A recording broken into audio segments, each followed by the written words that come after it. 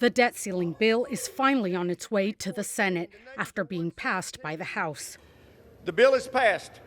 And most representatives who voted to raise the debt limit feel relieved, like Representative Scott Peters. Well, I'm glad. I mean, I supported it because the worst thing could happen would be a catastrophic default on our debt and a threat to our economic leadership and standing in the world. And Representative Mike Levin. It wasn't the bill that I would have wanted, but it did the most important thing, which is prevented a default on the full faith and credit of the United States. Economists and congressional leaders on both sides of the aisle agree. If the bill does not go through the Senate and get signed by the president, you're looking at, depending on the analysis, between 25 and 40% hit to the stock market within a matter of weeks.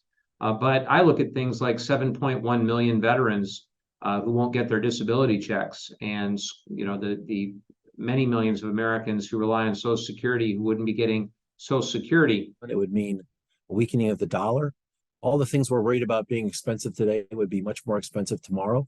And our ability as a country to continue to deal with emergencies would be really compromised. Every member representing districts in San Diego County, including Republican Darrell Issa, voted yes, except one, Representative Juan Vargas. Vargas declined our interview, but did speak with our media partner, 10 News, on Wednesday. They went after poor people for food. I mean, they're taking food out of the mouth of poor people. It's ridiculous. And so I couldn't vote for anything like that. I do understand how devastating it would be.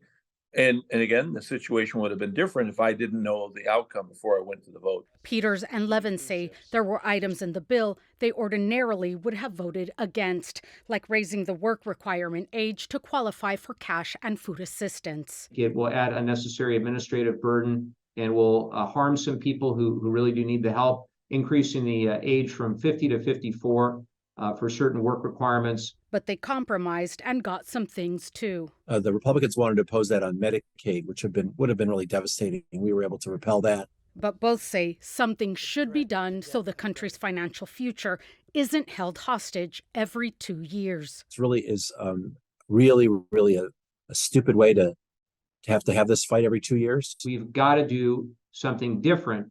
Manage our deficit, manage our debt, try to work together however we can, stand up for our values at the same time. But we can't use the debt limit as a mechanism. It's simply too dangerous. Kitty Alvarado, KPBS News.